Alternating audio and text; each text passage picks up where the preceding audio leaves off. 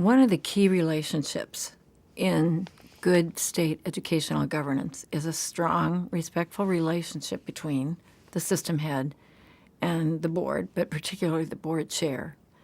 I remember once when I was hired, I said, there are a lot of you. I hope I understand correctly that day to day, or at least week to week, my most frequent communication could and should be with the board chair, that's why you're electing him or her.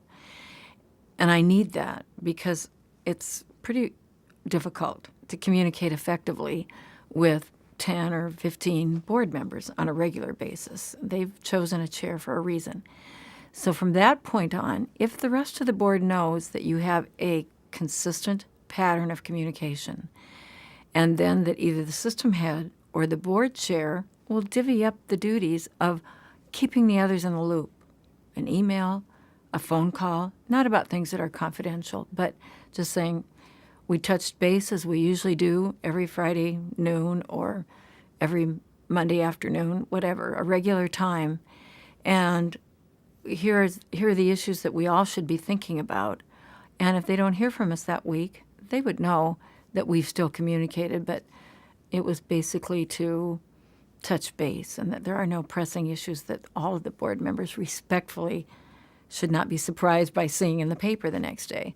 So I think the best way for a chair and a system head to ensure that their whole enterprise is functioning in a healthy, positive way, looking to the future, is to do something as basic as have a standing weekly conversation, whether or not they live in the same community, and then to follow up from that with other board members, especially committee chairs, if they need to. It is important that system heads and board chairs realize who is really doing the work of educating students and working with faculty and presiding over these cities, these small cities that campuses are, even with lots of online enrollment, on a day-to-day basis. That's the campus chief executive officer. And so I have always thought of the system head as not the boss, but as really a servant leader, someone who, and this, I think the board chair and the system head both should think this way. We need to provide a lot of guidance and assistance in terms of the mission, the strategic plan, but the chief executive officer needs to have had a voice at that table, a strong voice, knowing they're the one, even more than any of the rest of us, who will be measured and guided and judged by how well they carry that out. So I think it's a matter of attitude and then a matter of support. If the attitude is a president, a chief executive, a chancellor, whatever the title, is a precious asset in a state.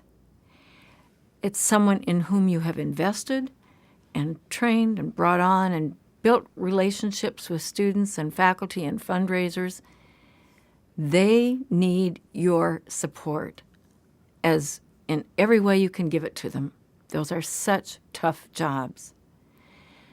They, in turn, need to realize that the system head and the board chair have been given a job by statute or by constitution to make sure that the state as a whole is making great use of its resources efficiently and effectively by making sure that the educational mission of the state overall is met. Not everyone duplicating everyone,